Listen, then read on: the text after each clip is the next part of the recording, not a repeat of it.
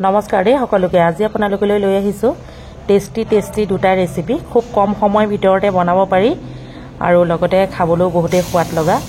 অকমান তেল গৰম কৰি দিলো নহৰু আৰু পাঁচফোৰণ অকনমান লগতে কাটি লোৱা পিয়াজ অলপ দি দিলো এফালে শুকান জলকীয়া আৰু কেঁচা জলকীয়া এটা যোগ কৰি দিলো এতিয়া অকমান সময় ভাজি লম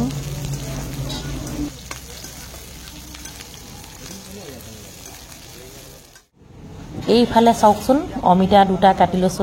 সকলকে মানে অমিতা টুকুৰাকে ডালিত দিলেহে ভাল লাগে কিন্তু যদিহে ভাজি বনোৱা হয়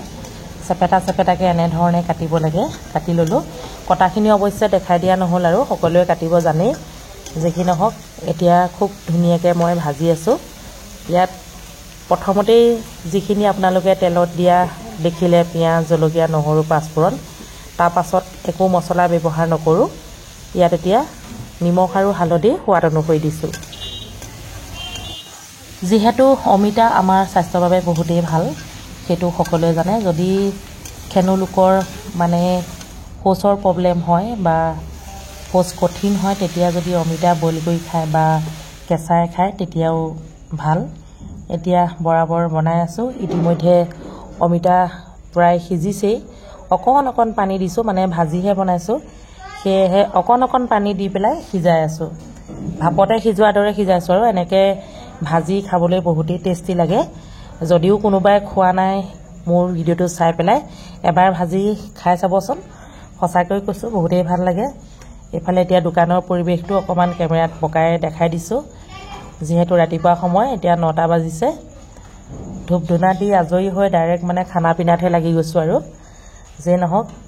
আৰু এটা ৰেচিপি তেনে সহজতে বনাব পাৰি হেতু কি জানেনে আপোনালোকে চাই থাকক প্ৰথমতে থামলিন দেখি গম পাইছে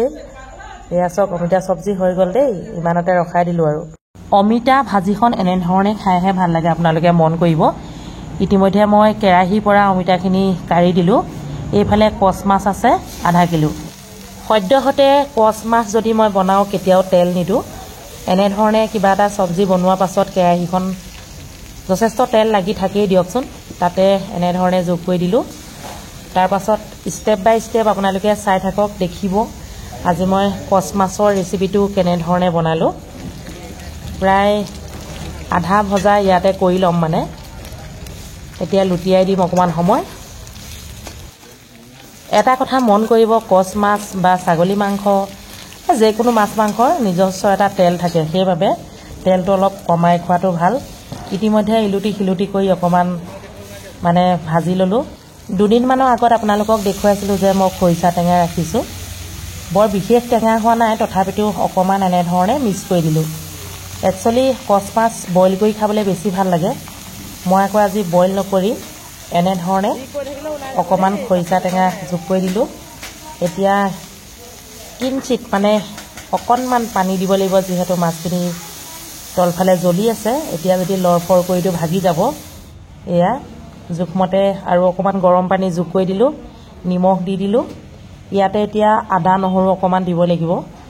আদা নহৰু অকমান দিলে বেছি ভাল লাগিব আৰু মানে হালধি অকন দি দিলো এয়া ভোট জলকীয়া দি দিলো এতিয়া খুব ধুনিয়াকে 10 মিনিট মান উতলিবলৈ দিম মানে যিমানখিনি পানী দিছিলো অলপ শুকুৱাই দিম মানে খুব ধুনিয়াকে উতলি আছে আদা নহৰু অকমান দিয়া হল কিন্তু আপোনালোকক দেখুৱা নহল যি নহক বাৰু আজি কম সময় ভিতৰতে দুটা ৰেচিপি শেয়াৰ কৰিলো নিশ্চয় আপোনালোকে ভাল পালে যদি ভাল পালে লাইক কমেন্ট কৰিব নতুনকৈ যদি কোনোবাই চাইছে চেনেলটি সাবস্ক্ৰাইব কৰিব আজিলৈ আহিছো বাই বাই